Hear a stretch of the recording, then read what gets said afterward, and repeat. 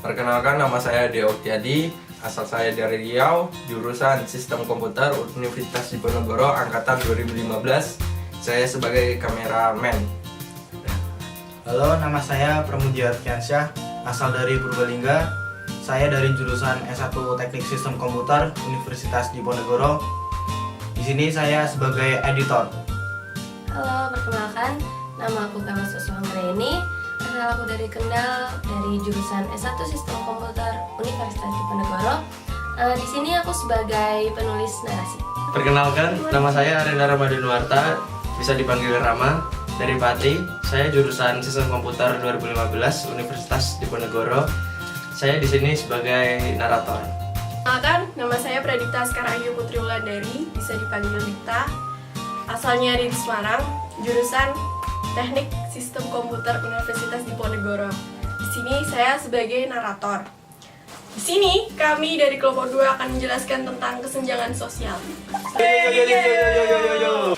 Kesenjangan sosial adalah ketidakseimbangan antara yang miskin dan yang kaya. Itu terjadi karena beberapa faktor. Salah satunya adalah faktor biologis, faktor budaya, ekonomi. Faktor yang membuat terjadinya kesenjangan sosial salah satunya adalah kemiskinan. Kita menganggap kalau mereka miskin itu merupakan suratan takdir dari Tuhan Yang Maha Esa. Mereka tidak memiliki usaha untuk bekerja ataupun mereka sangat malas sekali, dan tidak kreatif dan tidak punya etos kerja. Faktor yang kedua adalah kurangnya lapangan pekerjaan. Merupakan rahasia lagi ya, kalau di Indonesia itu lapangan kerjanya sempit banget. Susah banget nyari pekerjaan. Sempitnya lapangan pekerjaan di Indonesia menjadikan pengangguran yang sangat besar di Indonesia dan menyebabkan perekonomian masyarakat bawah semakin rapuh. Cara mengatasinya.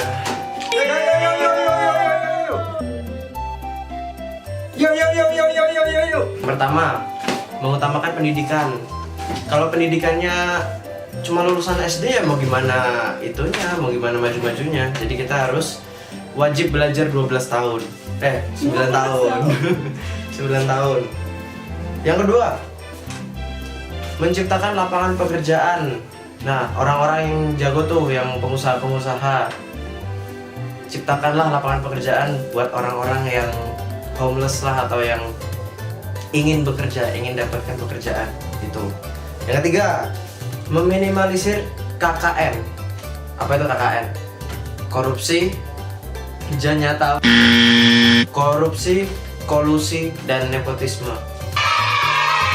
Masih banyak banget para yang di atas itu korupsi. Jadi yang bawah-bawah nggak dapat apa-apa, nggak adil tuh. Jadi harus diberantas. Yang keempat, meningkatkan sistem keadilan di Indonesia sehingga yang bersalah mendapatkan hukuman yang setimpal buat mereka. Contohnya, ini adalah kisah Dewi dan Putri, dua anak perempuan dari Indonesia. Dewi berasal dari keluarga yang termasuk 10% rumah tangga terkaya di Indonesia. Sebaliknya, Putri berasal dari keluarga yang termasuk 10% rumah tangga termiskin di Indonesia. 28 juta orang Indonesia hidup miskin seperti keluarga Putri. Ketimpangan antara Dewi dan Putri dimulai sejak dalam kandungan. Ibu Putri tidak mampu untuk mengunjungi fasilitas kesehatan formal ketika hamil dan juga tidak mengkonsumsi nutrisi yang sesuai. Akibatnya, Putri lahir dengan berat badan di bawah normal. Ibu Dewi mampu untuk datang ke dokter secara teratur dan mendapatkan asupan gizi yang baik sehingga Dewi lahir normal dengan berat badan yang cukup. 2 tahun pertama, Putri tidak mendapatkan imunisasi yang lengkap dan asupan gizi yang baik. Akibatnya, Putri tidak bisa menyusul tinggi badan Dewi dan malah semakin tertinggal. Dewi besar di rumah yang memiliki saluran air bersih dan toilet. Keluarga Putri tidak memiliki toilet. Karena buruknya sanitasi di lingkungan rumah, Putri sering terkena diare. Penyakit diare menyebabkan pertumbuhan Putri semakin terhambat, sedangkan Dewi terus tumbuh sehat dan tinggi. Kesenjangan antara Dewi dan Putri semakin dalam ketika mereka memasuki usia sekolah. Dewi dimasukkan ke dalam program pendidikan anak usia dini yang mendukung pertumbuhan kognitifnya. Sedangkan Putri tidak, dia hanya tinggal di rumah. Dewi sekolah hingga lulus SMA, lalu melanjutkan ke perguruan tinggi. Putri juga sekolah hingga tamat SD. Namun, karena tingginya biaya untuk buku, seragam, dan transportasi, Putri tidak bisa melanjutkan sekolah. Ia terpaksa tinggal di rumah dan membantu mencari nafkah untuk keluarganya. Setelah lulus sekolah, Dewi mendapatkan pekerjaan yang layak dengan gaji yang tinggi. Putri yang hanya lulus SD harus puas dengan pekerjaan di sektor informal dengan penghasilan yang kecil dan tidak pasti dan perlindungan yang minim. Tanpa pekerjaan yang layak, Putri yang kini telah berkeluarga tidak mampu menyekolahkan anaknya atau membawanya ke fasilitas kesehatan ketika sakit. Karena itu, rantai kemiskinan dan ketimpangan terus menjerat dari generasi ke generasi. Tapi, kisah Putri tidak hanya dialami oleh 10% termiskin. Hampir 68 juta orang Indonesia yang termasuk 40% terbawah hidup sangat dekat dengan garis kemiskinan.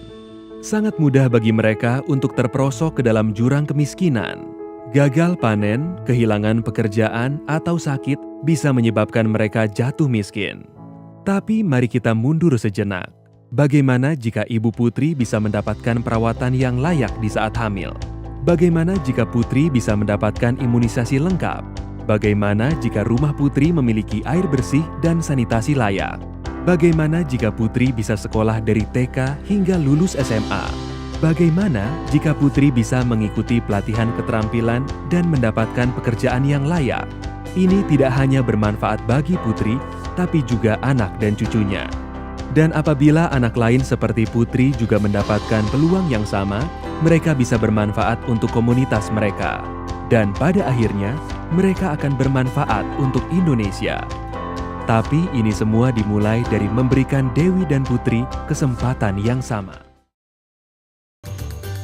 Ya, demikianlah tadi video kita, video kami, video kita semua. Kesenjangan sosial Ya, buat nantiin aja lah video-video selanjutnya. tetap subscribe di channel video kita, di channel YouTube kita. Jangan lupa subscribe, likes, comment below. Bye. Bye.